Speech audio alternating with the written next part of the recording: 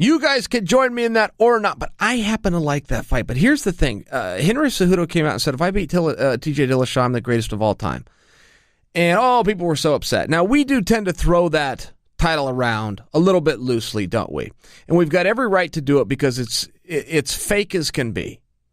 Whoever first came out with this and how they gained any ground and any legs by anointing a title of greatest of all time, which can never be proved or won, is just like the guy sitting around talking about who would win between Batman versus Superman. It is ridiculous, and there's so many different possible integers that you could never deduce a tangible answer. But let's play along for just a minute, because I noticed that Cejudo got teased for saying it.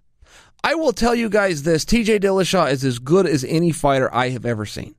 And we tend to anoint people that either have a long history and a very long longevity, such as George St. Pierre, where they prove their greatness to us, night after night after night, weeks into the months, into the years, into a decade plus, and they simply amass so many records that you cannot help but to concede that there was something special there. Or we do that for somebody who is very dynamic, who brings in a skill set that we have not seen before. By example, Khabib Nurmagomedov, who's as rough and tumble as they come, who has only lost one fight in his entire career, who took out handily by finish after having a 10-8 round, but then ultimately strangled the guy who was said to be the greatest of all time in Conor McGregor.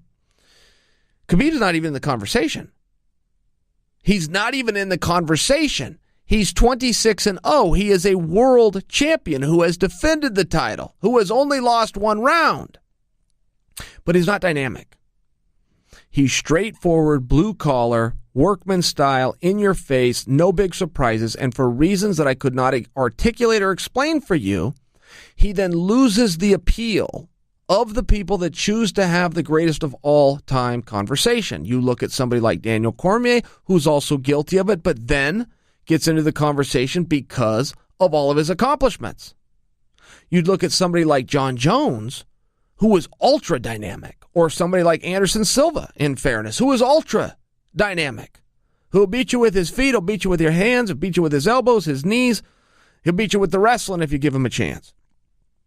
And they seem to move further and faster up the list. But when you're taking a look at that, and you take a look at who was officially named the pound-for-pound great. Now, what does it mean to be officially named? It means you get the highest publication to actually take it to print.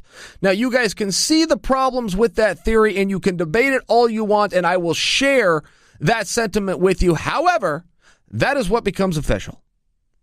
The highest publication to actually write those names down and put a number next to them is who becomes official, and the official was Demetrius Johnson. That's that. Cejudo beat him. If Cejudo was to then get the jump on TJ Dillashaw, yeah, he's got an argument. He would lose out on the other side of that, which is the longevity. He would lose out on that. That's something he could make up over time. But if you were to just look for skills and moves and wins, if he takes out 2 world champions in a row, and it doesn't matter whose world championship's on the line, TJ Dillashaw will get into that ring as a sitting world champion. It's got to mean something. And you guys may not agree with it, but for anybody to come out and tease and naysay Cejudo, that's just not fair. He would have his argument. Absolutely he would. And I just like that fight. I like the fight for this reason, and it's as a wrestler. Henry Cejudo, who is an Olympic champion, the best freestyle wrestler out there, is taking on TJ Dillashaw, who I believe, as a wrestler, I believe to be the best MMA wrestler out there. TJ Dillashaw is doing moves, he is doing setups, and he is using techniques that nobody else is. Some of them don't have names. Some of them he and his coaches have made up. And it is a very special form of wrestling. So I am just compelled to see this fight. Am I right in my analysis that TJ Dillashaw is the best MMA wrestler out there right now? Am I wrong in my analysis? And Henry Cejudo's freestyle wrestling and Olympic gold glory is enough to beat him out? I don't know. I saw one match like this that I was excited for, and it got brought to a short end, and I still resent that as a fan. I was there live. It was Ronda Rousey versus Sarah McMahon, the judo medalist versus the freestyle medalist. And the one time they locked up, Ronda threw a knee to the liver, and Sarah McMahon went down and the fight was over. But I wanted to see more minutes of them locked up.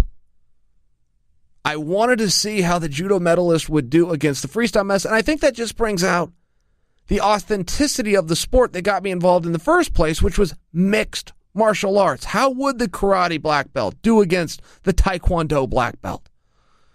And I wanted to see that.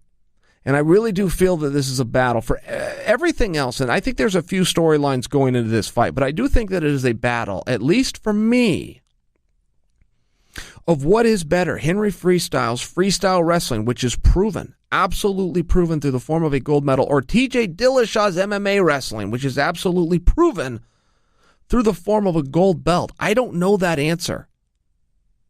I don't know. I think if you put him in there right now, I think that Dillashaw is going to surprise Henry. But I could also remind you that Demetrius Johnson in the wrestling MMA department greatly surprised Henry. Henry learned from it. Henry made adjustments, and he wasn't surprised twice. So it's a different and better Henry Cejudo. It is. He is a guy that continues to improve, but the same can be said for Dillashaw. And then you look at the weight. How is that weight cut going to do for Dillashaw? Is the cut going to be okay? Is it going to be significant? He's known about it for a long time. He tried to get this fight a long time ago. I know he will do it responsibly. Will it make him even faster, even more dynamic? Will it wear on him and shut some of his injury down?